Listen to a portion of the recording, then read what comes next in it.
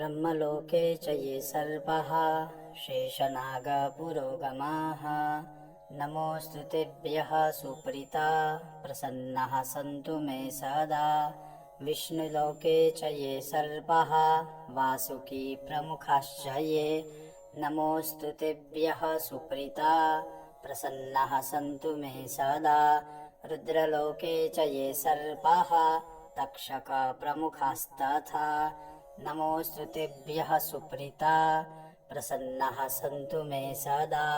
खाण्डवस्य तथा दाहे स्वर्गं ये च समाश्रिताः नमोऽस्तु तेभ्यः सुप्रीता प्रसन्नाः सन्तु मे सदा।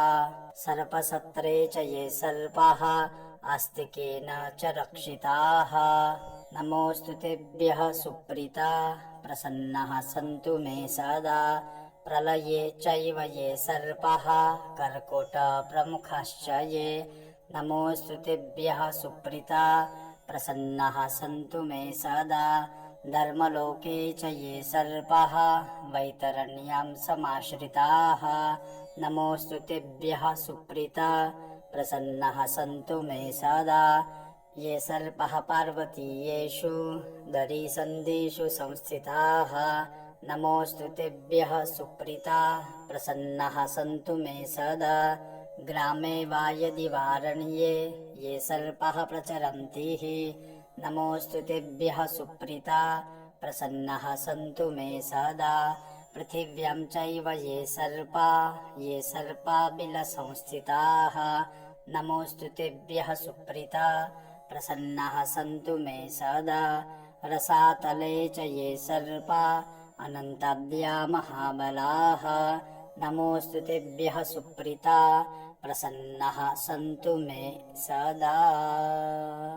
श्रीनागराज कवचं विनियोगः नागराजस्य देवस्य कवचं सर्वकामदं ऋषिरस्य महादेवो गायत्री छन्द ईरितः ताराबीजं शिवा शक्तिः क्रोधबीजस्तु कीलकः देवता नागराजस्तु फणामणि विराजितः सर्वकामार्थसिद्ध्यर्थे विनियोगः प्रकीर्तितः।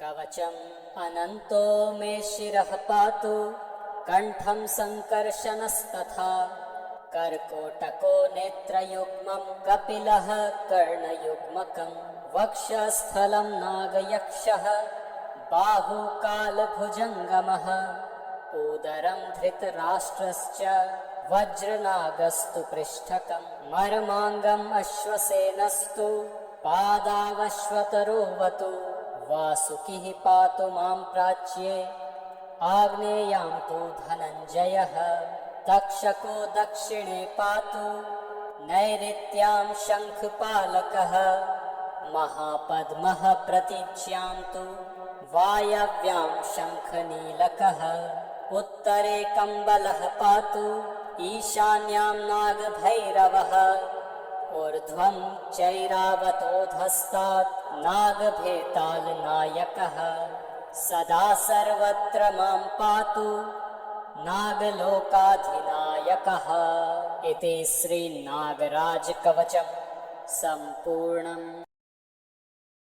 शान्ति स्तोत्रम्। श्रीगणेशाय नमः।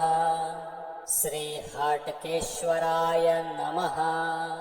आरक्तेन शरीरेण रक्तान्तायतलोचनः महाभोगकृताटोपः शङ्खाब्जकृतलाञ्छनः अनन्तो नागराजेन्द्रः शिवपादार्चने रतः महापापविषं हत्वा शान्तिम् आशु करोतु मे। सुश्वेतेन तु देहेन सुश्वेतोत्पलशेखरः चारुभोगकृताटोपो हारचारु विभूषणः वासुकिर्नाम नागेन्द्रो रुद्रपूजा परो महान् महापापं विषं हत्वा शान्तिम् आशु करोतु मे। अतिपीतेन देहेन विस्फुरद्भोगसम्पदा तेजसा चातिदीप्तेन कृतः स्वस्तिकलाञ्छनः नागराट्-तक्षकः श्रीमान् नागकोट्या समन्वितः करोतु मे महाशान्तिं सर्वदोषविशावहः अतिकृष्णेन वर्णेन स्फुटो विकटमस्तकः कण्ठे रेखात्रयोपेतो घोरदंष्ट्रायुधोद्यतः कर्कोटको महानागो विषदर्पबलान्वितः विशस्त्राग्निसन्तापं हत्वा शान्तिं करोतु मे पद्मवर्णेन देहेन चारुपद्मायते क्षणः पञ्चबिन्दुकृताभासो ग्रीवायां शुभलक्षणः ख्यातः पद्मो महानागो हरपादार्चने रतः करोतु मे महाशान्तिं महापापं विषक्षयं पुण्डरीकनिभेनापि देहेनामिततेजसा शङ्खशूलाब्जरुचिरैर्भूषितो मूर्धनि सर्वदा महापद्मो महानागो नित्यं पशुपतौ रतः विनिर्धूतविषं घोरं शान्तिमाशु करोतु मे श्यामेन देहभारेण श्रीमत्कमललोचनः विषदर्पबलोन्मत्तो ग्रीवायाम् एकरेखया शङ्खपालः श्रिया दीप्तः शिवपादाब्जपूजकः महाविषं महापापं हत्वा शान्तिं करोतु मे अतिगौरेण देहेन चन्द्रार्धकृतमस्तकः दीप्तभोगकृताटोपः शुभलक्षणलक्षितः कूलिको नागराजेशो नित्यं हरपरायणः अपहृत्य विषं घोरं करोतु मम शान्तिकम् अन्तरिक्षे च ये नागः स्वर्गसंस्थितः गिरिकन्दरदुर्गेषु ये नागा भूमिसंस्थितः पाताले ये स्थिता नागः सर्वेऽप्यन्ये समाहितः रुद्रपादार्चने शान्तः कुर्वन्तु मम शान्तिकम् नागिन्यो नागपत्न्यश्च तथा कन्यः कुमारिकः शिवभक्तः सुमनसः शान्तिं कुर्वन्तु मे सदा यदीदं नागसंस्थानं कीर्तनाश्रवणादपि न तं सर्पा विहिंसन्ति न विषं क्रमते सदा चिन्तितं सिद्ध्यते नित्यं तथा पापपरिक्षयः सिद्धिमाशु प्रयच्छन्ति सर्वविघ्नविवर्जितः इति नागशान्तिस्तोत्रं सम्पूर्णम्। ॐ श्रीनागराजाय नमः। नागराजस्य देवस्य कवचं सर्वकामदं ऋषयस्य महादेवो गायत्री छन्द ईरितः ताराबीजं शिवाशक्ति क्रोधबीजस्तु कीलकः देवता नागराजस्तु फणामणिविराजितः सर्वकामार्थसिद्ध्यर्थी विनियोगः प्रकीर्तितः अनन्तो मे शिरा पातु कण्ठं सङ्कर्षणस्तथा कर्कोटको नेत्रयुग्मं कपिलः कर्णयुग्मकम् वक्षस्थलं नागयक्षा बाहो कालभुजङ्गमम् उदरं धृतराष्ट्रश्च वज्रनागस्तु पृष्ठकम् मरमाङ्गमश्वसेनस्तु पादावस्वतरोवतु वासुकी पातु मां प्राच्ये अग्नेयां तु धनञ्जयः तक्षको दक्षिणे पातु नैऋत्यं शङ्खपालकः महापद्मा प्रतीचां तु वायव्यां शङ्खनीलकः उत्तरे कम्बलः पातु ईशान्यां नागभैरवः ऊर्ध्वं चैरावतोऽधस्ताद् नागवेतालनायकः सदा सर्वत्र मां पातु नागलोकाधिनायकाः। अनन्तं वासुकिं शेषम् पद्मनाभं च कम्बलम् शङ्खपालं धृतराष्ट्रं च तक्षकं कालेयं तथा एतानि नवनामानि नागानां च महात्मनः सायं पठे नित्यं प्रातःकाले विशेषतः तस्य विषभय नास्ति सर्वत्र विजयी भवेत् इति श्रीनवनागस्तोत्रं सम्पूर्णम्। ॐ ब्रह्मलोके च ये सर्पाः शेषनागपुरोगमाः नमोऽस्तु तेभ्यः सुप्रीता प्रसन्नाः सन्तु मे सदा। विष्णुलोके च ये सर्पाः वासुकी प्रमुखाश्च ये नमोऽस्तु तेभ्यः सुप्रीता प्रसन्नाः सन्तु मे सदा। रुद्रलोके च ये सर्पाः तक्षक प्रमुखास्तथा नमोऽस्तु तेभ्यः सुप्रीता प्रसन्नाः सन्तु मे सदा। खण्डवस्य तथा दाहे स्वर्गं ये च समाश्रिताः नमोऽस्तु तेभ्यः सुप्रीता प्रसन्नाः सन्तु मे सदा।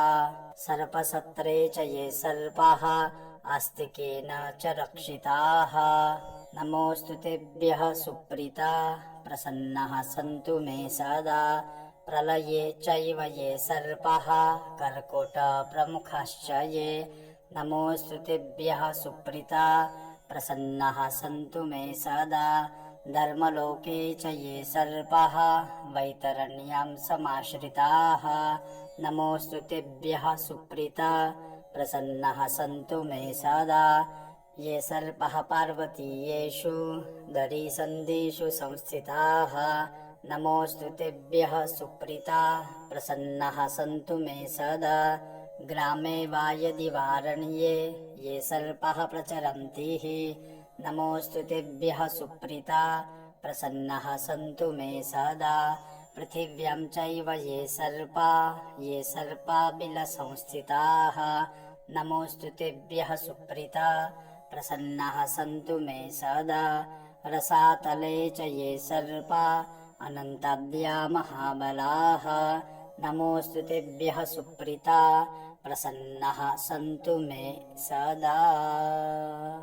श्रीनागराज कवचं विनियोगः नागराजस्य देवस्य कवचं सर्वकामदं ऋषिरस्य महादेवो गायत्री छन्द ईरितः ताराबीजं शिवा शक्तिः क्रोधबीजस्तु कीलकः देवता नागराजस्तु फणामणि विराजितः सर्वकामार्थसिद्ध्यर्थे विनियोगः प्रकीर्तितः। कवचम् अनन्तो मे शिरः पातु कण्ठं सङ्कर्षणस्तथा कर्कोटको नेत्रयुग्मं कपिलः कर्णयुग्मकं वक्षस्थलं नागयक्षः बाहुकालभुजङ्गमः उदरं धृतराष्ट्रश्च वज्रनागस्तु पृष्ठकं मर्माङ्गम् अश्वसेनस्तु पादावश्वतरोवतु वासुकिः पातु मां प्राच्ये आग्नेयां तु धनञ्जयः तक्षको दक्षिणे पातु नैऋत्यां शङ्खपालकः महापद्मः प्रतीच्यां तु वायव्यां शङ्खनीलकः उत्तरे कम्बलः पातु ईशान्यां नागभैरवः ऊर्ध्वं चैरावतोऽधस्तात् नागभेतालनायकः सदा सर्वत्र मां पातु नागलोकाधिनायकः। इति श्रीनागराज कवचं सम्पूर्णम्। शान्ति स्तोत्रम्। श्रीगणेशाय नमः। श्रीहाटकेश्वराय नमः। आरक्तेन शरीरेण रक्तान्तायतलोचनः महाभोगकृताटोपः शङ्खाब्जकृतलाञ्छनः अनन्तो नागराजेन्द्रः शिवपादार्चने रतः महापापविषं हत्वा शान्तिम् आशु करोतु मे सुश्वेतेन तु देहेन सुश्वेतोत्पलशेखरः चारुभोगकृताटोपो हारचारु विभूषणः वासुकिर्नाम नागेन्द्रो रुद्रपूजा परो महान् महापापं विषं हत्वा शान्तिम् आशु करोतु मे अतिपीतेन देहेन विस्फुरद्भोगसम्पदा तेजसा चातिदीप्तेन कृतः स्वस्तिकलाञ्छनः नागराट तक्षकः श्रीमान् नागकोट्या समन्वितः करोतु मे महाशान्तिं सर्वदोषविशावहः अतिकृष्णेन वर्णेन स्फुटो विकटमस्तकः कण्ठे रेखात्रयोपेतो घोरदंष्ट्रायुधोद्यतः कर्कोटको महानागो विषदर्पबलान्वितः विशस्त्राग्निसन्तापं हत्वा शान्तिं करोतु मे पद्मवर्णेन देहेन चारुपद्मायते क्षणः पञ्चबिन्दुकृताभासो ग्रीवायां शुभलक्षणः ख्यातः पद्मो महानागो हरपादार्चने रतः करोतु मे महाशान्तिं महापापं विषक्षयं पुण्डरीकनिभेनापि देहेनामिततेजसा शङ्खशूलाब्जरुचिरैर्भूषितो मूर्धनि सर्वदा महापद्मो महानागो नित्यं पशुपतौ रतः विनिर्धूतविषं घोरं शान्तिम् आशु करोतु मे श्यामेन देहभारेण श्रीमत्कमललोचनः विषदर्पबलोन्मत्तो ग्रीवायाम् एकरेखया शङ्खपालः श्रिया दीप्तः शिवपादाब्जपूजकः महाविषं महापापं हत्वा शान्तिं करोतु मे अतिगौरेण देहेन चन्द्रार्धकृतमस्तकः दीप्तभोगकृताटोपः शुभलक्षणलक्षितः कूलिको नागराजेशो नित्यं हरपरायणः अपहृत्य विषं घोरं करोतु मम शान्तिकम् अन्तरिक्षे च ये नागः स्वर्गसंस्थितः गिरिकन्दरदुर्गेषु ये नागा भूमिसंस्थितः पाताले ये स्थिता नागः सर्वेऽप्यन्ये समाहितः रुद्रपादार्चने शान्तः कुर्वन्तु मम शान्तिकम् नागिन्यो नागपत्न्यश्च तथा कन्यः कुमारिकः शिवभक्तः सुमनसः शान्तिं कुर्वन्तु मे सदा यदीदं नागसंस्थानं कीर्तनाश्रवणादपि न तं सर्पा विहिंसन्ति न विषं क्रमते सदा चिन्तितं सिद्ध्यते नित्यं तथा पापपरिक्षयः सिद्धिमाशु प्रयच्छन्ति सर्वविघ्नविवर्जितः इति नागशान्तिस्तोत्रं सम्पूर्णम्। ॐ श्रीनागराजाय नमः। नागराजस्य देवस्य कवचं सर्वकामदं ऋषयस्य महादेवो गायत्री छन्द ईरितः ताराबीजं शिवाशक्ति क्रोधबीजस्तु कीलकः देवता नागराजस्तु फणामणिविराजितः सर्वकामार्थसिद्ध्यर्थी विनियोगः प्रकीर्तितः अनन्तो मे शिरा पातु कण्ठं सङ्कर्षणस्तथा कर्कोटको नेत्रयुग्मं कपिलः कर्णयुग्मकम् वक्षस्थलं नागयक्षा बाहो कालभुजङ्गमम् उदरं धृतराष्ट्रश्च वज्रनागस्तु पृष्ठकम् मरमाङ्गमश्वसेनस्तु पादावस्वतरोवतु वासुकी पातु मां प्राच्ये अग्नेयां तु धनञ्जयः तक्षको दक्षिणे पातु नैऋत्यं शङ्खपालकः महापद्मा प्रतीचां तु वायव्यां शङ्खनीलकः उत्तरे कम्बलः पातु ईशान्यां नागभैरवः ऊर्ध्वं चैरावतोऽधस्तात् नागवेतालनायकः सदा सर्वत्र मां पातु नागलोकाधिनायकाः